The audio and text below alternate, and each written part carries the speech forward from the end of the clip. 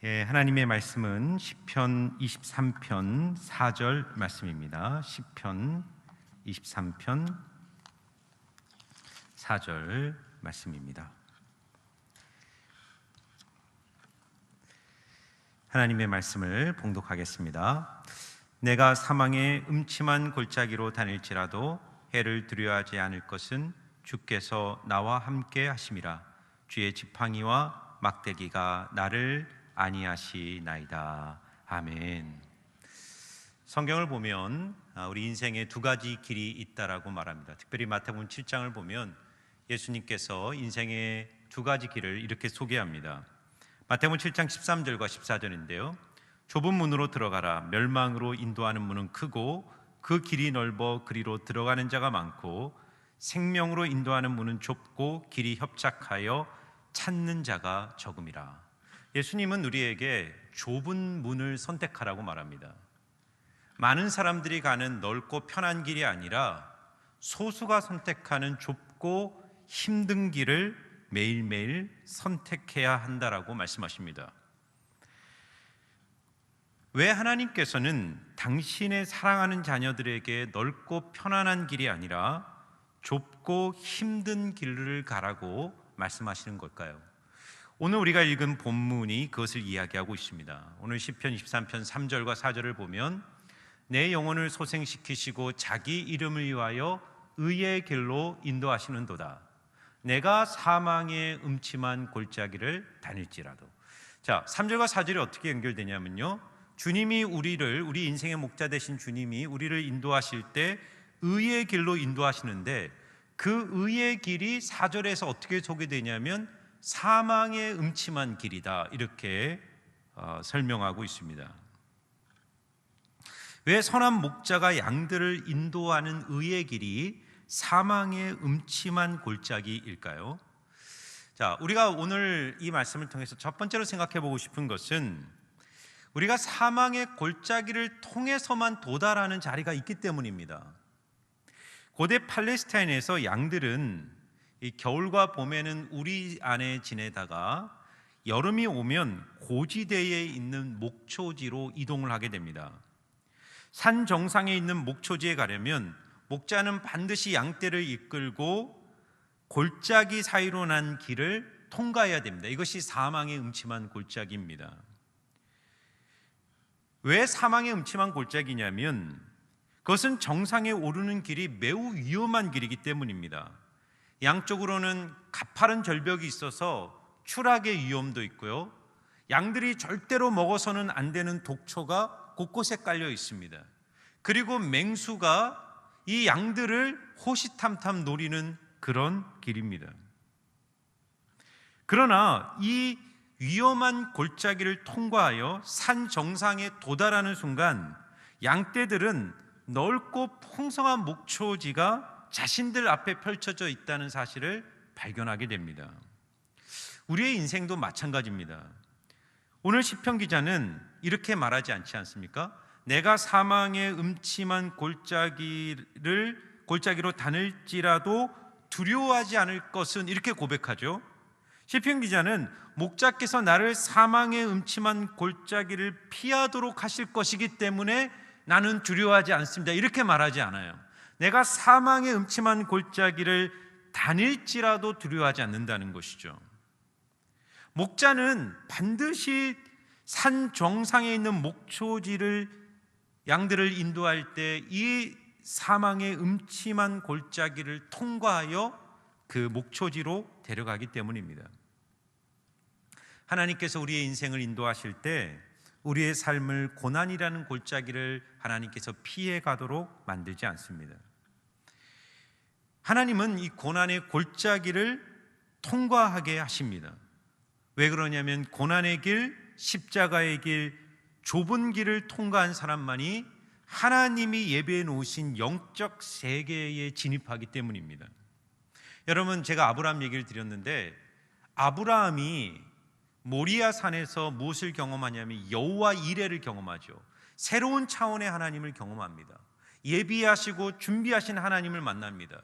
그런데 그 여호와 이레를 고백하기까지 아브라함은 정말 죽음의 골짜기를 통과하죠. 하나밖에 없는 독자 이삭을 데리고 모리아산까지 걸어가는 그 깊은 죽음의 골짜기를 통과한 후에 아브라함은 내 인생의 모든 것을 예비해 놓으신 여호와 일의 하나님을 만나게 됩니다.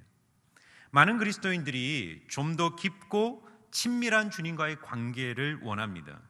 지금보다 한 차원 높은 영적 세계를 경험하고 싶어 합니다.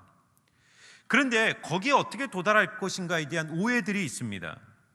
좀 더 좋은 설교를 듣고 더 탁월한 예배를 드리고 더 많은 성경 공부를 하고 혹은 방언이나 기적과 같은 어떤 신비한 신앙적 체험을 통해 내가 더 깊은 영적 세계로 들어갈 것이라고 생각합니다.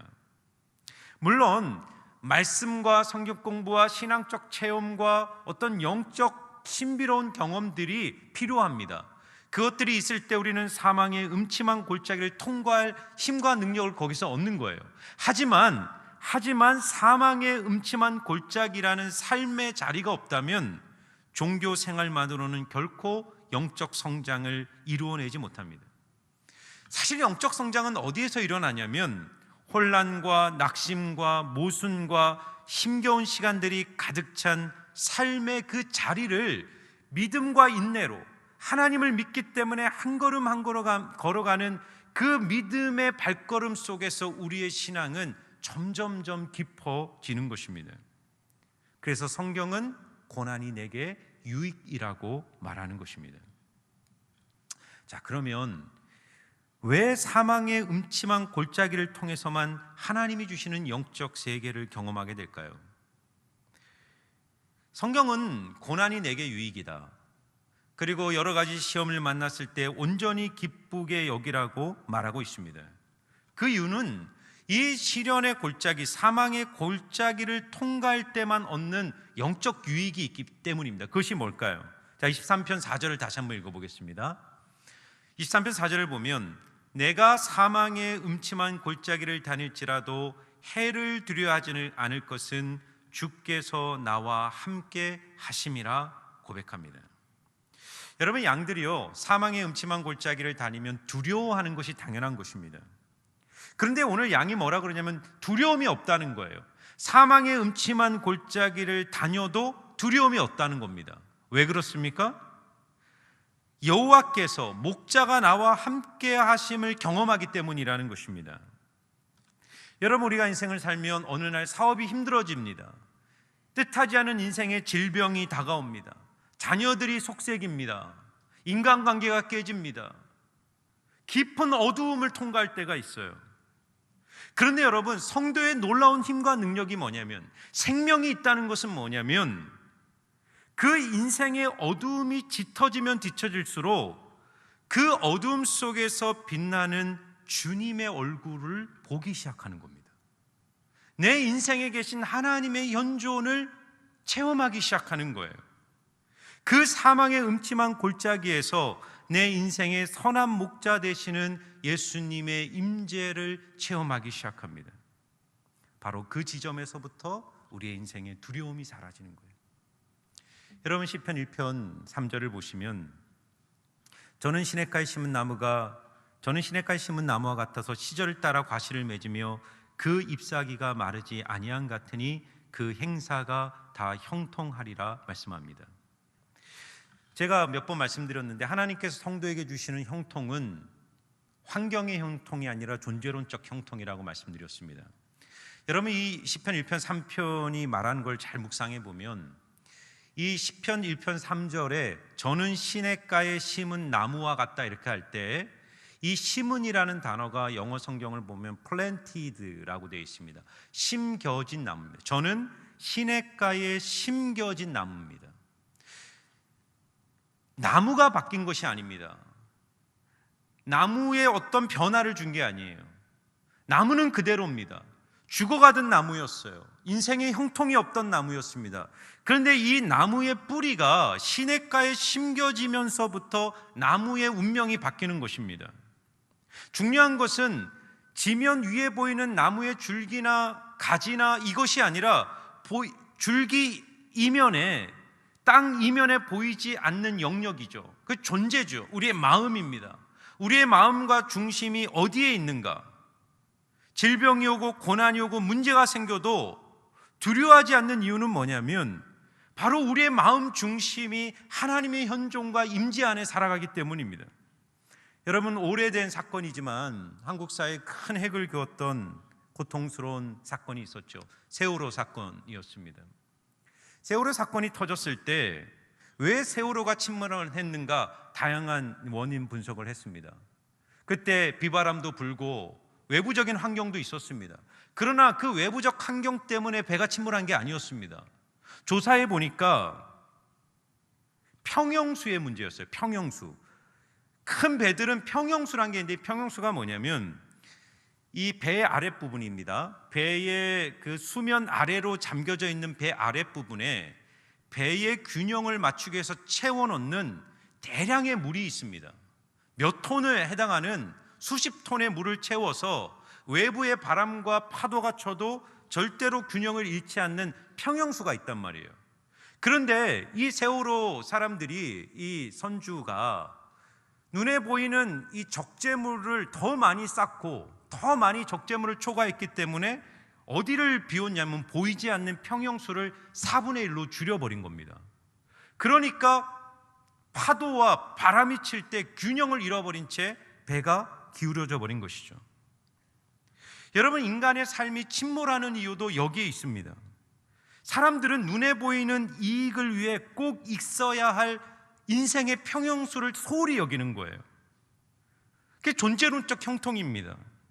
임마누엘 대신 예수님의 임재로 내 삶을 지켜내야 되는데 눈에 보이는 가치와 눈에 보이는 화려함과 세상적 이익을 따라가면서 정말 지켜내야 될 마음의 중심을 잃어버리는 것입니다. 평상시에는 괜찮은데 시련의 파도가 오고 바람이 불 때 이 중심에 평형수가 없으면 이겨내지 못하는 것입니다. 여러분, 그렇다면 왜 사망의 음침한 골짜기에서만 우리는 나와 함께 하시는 하나님을 발견하게 될까요? 그것은 그 사망의 음침한 골짜기는 바로 나의 죽음을 경험하는 자리이기 때문입니다. 사망의 음침한 골짜기는 내가 죽는 자리입니다. 내가 붙들었던 삶의 애착과 욕망과 우상과 자아가 깨지는 자리입니다. 여러분 보세요. 사망의 음침한 골짜기를 지나기 전까지는 내 인생에 목자가 없어도 별 문제가 없습니다. 우리는 다 죄인이기 때문에 인생이 잘 나가고 문제가 없을 때는 함께 하시는 하나님이 그렇게 필요하지 않아요. 오히려 하나님의 인재가 거추장스러울 때가 있습니다. 내가 붙드는 내 삶의 욕망과 내 뜻이 하나님과 충돌될 때는 내 인생의 목자가 그렇게 절실히 필요하지 않아요. 하나님은 단지 내가 필요할 때 잠깐 나타났다가 도와주고 그 일이 해결되면 다시 떠나면 상관없는 것입니다. 그런데 여러분, 사망의 음침한 골짜기에 들어가는 순간 내가 붙들었던 삶의 모든 것들이 나를 위해 해줄 수 있는 것이 아무것도 없다는 사실을 발견하는 순간이 옵니다. 내가 의지하고 붙들었던 삶의 끈이 다 끊어지고 드디어 내 인생에 붙들어야 될 분은 하나님 한 분밖에 없다는 사실을 뼈저리게 깨닫게 되는 거예요. 그리고 그분이 내 인생의 모든 것들을 책임지시고 돌보시고 이끄시는 선하신 목자라는 사실을 알게 되는 것입니다. 그래서 바로 그 순간부터 환경의 공격과 무게가 아무리 무거워도 나와 함께 하시는 예수님이 있기에 두려움이 아니라 평강과 담대함으로 인생을 살아내기 시작하는 거예요. 여러분, 제가 예전에 청년부를 지도할 때 청년들과 함께 토론을 한 적이 있었습니다. 의인의 고난과 악인의 형통에 대해서 토론했어요. 제가 청년들에게 물었습니다. 의인이 고난을 받고 악인들이 형통하게 살아가는 이 세상의 모습을 볼 때 어떤 생각이 드냐? 너희들은 그런 모습들을, 이 부조리한 세상, 하나님을 잘 믿는 의인들이 고통과 어려움을 당하고 하나님을 모르는 악인들이 막 형통하고 부유하고 세상에서 정말 부러울 것 없이 사는 모습을 볼 때 너희들은 어떤 생각이 되니? 라고 했을 때 청년들이 하나님이 unfair하다는 거예요. 하나님은 불공평하다는 생각이 든다는 것입니다. 그래서 제가 다시 물었습니다. 왜 그것이 불공평하다고 생각하는 걸까 생각해 봤니? 왜 그런 현실 앞에서 하나님이 불공평하게 느껴질까? 그것은 우리가 여전히 삶의 최고의 가치를 하나님이 아닌 세상적인 것에 두고 있기 때문이 아닐까? 하나님의 임재와 사랑보다 세상적 부와 성공에 우리의 관심과 우리의 초점이 더 맞추어져 있기 때문에 의인이 고난을 받을 때 하나님이 불공평하다고 느끼는 것은 아닐까? 반대로 생각해 보면 그 고난이 우리의 인생으로 하여금 함께 하시는 하나님의 임재와 사랑을 느끼게 한다면 우리는 어쩌면 공평하신 하나님을 노래하고 찬양해야 하지 않을까?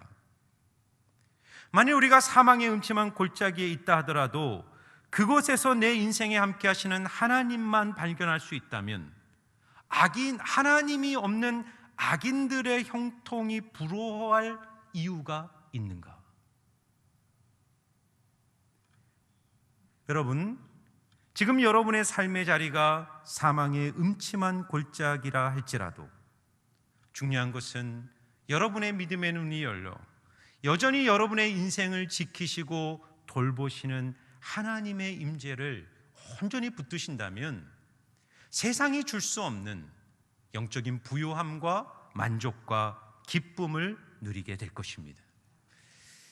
마지막으로 우리가 생각해 보고 싶은 것은 그렇다면 사망의 음침한 골짜기에서 하나님은, 목자이신 예수님은 우리를 어떻게 도우시느냐 하는 것입니다. 자, 4절 말씀을 한번 다시 읽어보겠습니다. 내가 사망의 음침한 골짜기를 다닐지라도 해를 두려워하지 않을 것은 주의 지팡이와 막대기가 나를 안위하시나이다 라고 말합니다. 오늘 본문은 주의 지팡이와 막대기가 나를 안위하신다라고 말합니다. 다시 말해서 목자는 오른손에 막대기, 왼손에는 지팡이를 들고 양들을 사망의 음침한 골짜기를 지나가도록 돕습니다.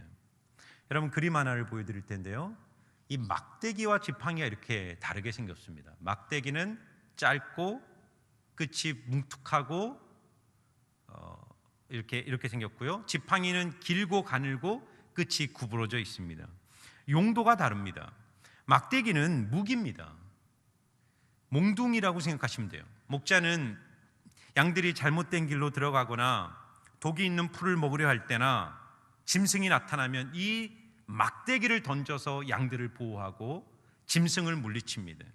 그리고 막대기를 가지고 양들을 하나하나 조사하면서 질병이 없는지, 그 몸에 문제가 생기지 않았는지를 한 마리 한 마리 점검하면서 우리에 집어넣고 양의 건강을 체크할 때 막대기를 사용합니다. 다시 말해서 막대기는 목자의 힘과 능력과 권위를 상징합니다. 그런데 지팡이는 J자 모양으로 끝이 구부러져 있고 길고 가늘한 모양을 가진 도구입니다. 이때 이 지팡이는 언제 사용하냐면 양들이 가시덤불에 걸렸거나 또는 웅덩이에 빠졌을 때 그 지팡이를 뻗어서 양의 목을 걸어가지고 끌어당기는 겁니다. 그리고 양들이 자기 고집대로 목자에게 가까이 오려 하지 않을 때 그 지팡이를 걸어서 목자에게 가까이 이끄는 것입니다. 그러므로 이 지팡이는 목자의 긍휼과 자비를 상징하는 거예요. 그렇다면 오늘날 하나님께서 사망의 음침한 골짜기를 걷는 성도들을 돕는 데 사용하는 이 막대기와 지팡이는 무엇을 의미할까요? 그것은 바로 말씀과 성령입니다. 목자가 막대기로 양을 보호하고 맹수를 물리치는 것처럼 성도는 말씀의 능력으로 사탄의 공격을 이기고 죄와의 싸움에서 승리할 수 있는 것입니다.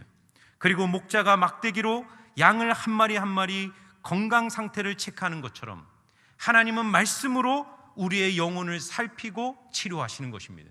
그래서 히브리서 4장 12절에 하나님의 말씀은 살아있고 활력이 있어 좌위의 날선 어떤 검보다 예리하여 홍과 영과 및 관절과 골수를 찔러 쪼개기까지 하며 또 마음의 생각과 뜻을 판단한다라고 말씀합니다. 그러므로 여러분이 이 고난이라는 인생의 시련을 통과할 때 여러분들이 정말 목자의 현존과 도움을 얻기를 원한다면 말씀을 붙들어야 됩니다. 말씀을 통해 여러분들은 내 인생에 현존하시는 하나님의 권위와 능력을 체험하게 되는 것입니다. 그리고 지팡이로 양을 인도한다는 것은 하나님이 성령을 통해 우리의 인생을 이끄시고 치유하는 것입니다. 성령을 헬라어로 파라크레토스라고 합니다. 이 파라크레토스는 곁에서 속삭인다는 뜻입니다. 목자가 긴 지팡이로 양들 하나하나를 부드럽게 인도하고 자신의 곁으로 끌어당기고 구덩이에 빠진 양들을 건져내는 것처럼 하나님은 성령을 우리에게 보내셔서 성령을 통해 우리를 그분의 길로 인도해 주시는 거예요. 그러므로 여러분, 말씀을 붙들고 성령의 인도하심에 순종하시는 여러분들이 되시기를 바랍니다. 말씀의 능력, 그리고 성령의 세미한 음성에 내가 믿음으로 반응할 때 오늘 내 삶에 현존하시고 함께 하시는 목자의 실제를 경험할 수 있는 것입니다. 여러분, 수줍음 많은 한 시골 여학생이 있었습니다. 이 여학생의 아버지는요, 가난한 시골 교회의 목사님이었습니다. 시골 목회를 하시기 때문에 형편이 어려우니까 월세 15만 원짜리 방 한 칸에 5식구가 살았습니다. 어려웠지만 믿음과 사랑으로 정말 이 5식구는 행복하게 지냈습니다. 그런데 이 여학생은 1998년에 박세리 선수가 US 여자 오픈에서 연못에 빠진 이 골프공을 탁 치면서 우승까지 하는 것을 보면서 이 골퍼에 대한 꿈을 갖게 됐어요. 가난했기 때문에 골프를 한다는 게 어려웠기 때문에 골프 전문 학교에 들어가게 됩니다. 전라남도 한평군에 있는 골프 고등학교에 진학해서 정말 꿈을 가지고 최선을 다해서 연습을 했습니다. 그런데 그 행복도 잠시 2003년 11월 어느 날 이 소녀에게 엄청난 비극이 다가왔어요. 어머니가 동생 둘을 데리고 전남 목포 외갓집에 가던 길에 맞은편에서 오는 트럭에 부딪히면서 어머니가 그 자리에서 별세하게 됩니다. 갑작스러운 어머니의 죽음도 혼자 감당하기 힘든 일인데 그 소녀는 교통사고로 입원해 있는 동생들을 간호하면서까지 자신의 그 집안 전체를 도맡아 보호했어야만 했습니다. 여러분 생각해 보세요. 고등학교 1학년 사춘기 여학생에게 얼마나 무거운 짐입니까? 정말 사망의 음침한 골짜기를 지나는 것과 같은 그런 경험이었을 거예요. 그런데 이 소녀는요, 이런 끔찍한 상황에서도 절망하지 않았습니다. 가난한 목사인 아빠를 원망하지도 않았고 불평하지도 않았습니다. 병원에 누워있는 동생들을 미워하지도 않았어요. 왜 내게 이런 고난이 왔냐고 하나님께 따지지도 않았습니다. 대신 이 소녀는 하나님께 4가지를 결심합니다. 첫 번째는 홀로 된 아버지를 내가 끝까지 보살피겠다. 두 번째는 입원해 있는 동성들을 정성껏 간호하겠다. 세 번째는 박세리 언니처럼 세계적인 골프 선수가 되겠다. 그리고 4번째는 지금보다 더 열심히 영어 공부를 하겠다. 그리고 정말 기도하면서 하나님이 주신 힘으로 최선을 다해서 골프 선수로서 자기를 준비했습니다. 그리고 마침내 2008년 8월 4일 세계 여자 골프 대회 중 가장 권위 있는 브리티시 오픈에서 최연소 우승을 합니다. 그리고 2009년에는 세계 4대 메이저 대회 전체에서 모두 우승한 최초의 아시아 골퍼가 됩니다. 최초의 골퍼가 돼요. 그리고 2010년에는 아시아인 최초로 세계 랭킹 1위에 올라가게 됩니다. 누군지 아시죠? 미소천사라는 별명을 가진 신지혜 선수입니다. 이 신지혜 선수가 그 고백을 합니다. 대회를 나갈 때마다, 인생의 고난이 올 때마다 자기 마음을 지키기 위해서 늘 애우고 묵상했던 성경 구절이 시편 23편 4절이었다는 거예요. 내가 사망의 음침한 골짜기를 다닐지라도 해를 두려워하지 않을 것은 주의 지팡이와 막대기가 나를 안위하시나이다. 여러분, 신지의 선수의 인생 가운데 함께 하셨던 그 선하신 목자가 여러분의 인생에도 함께 하시는 줄 믿습니다. 말씀을 붙들고 성령을 의지하여 여러분 지금 지나는 그 음침한 골짜기, 사망의 골짜기를 넉넉히 믿음으로 이기시는 여러분들 모두가 되시기를 주의 이름으로 축원합니다.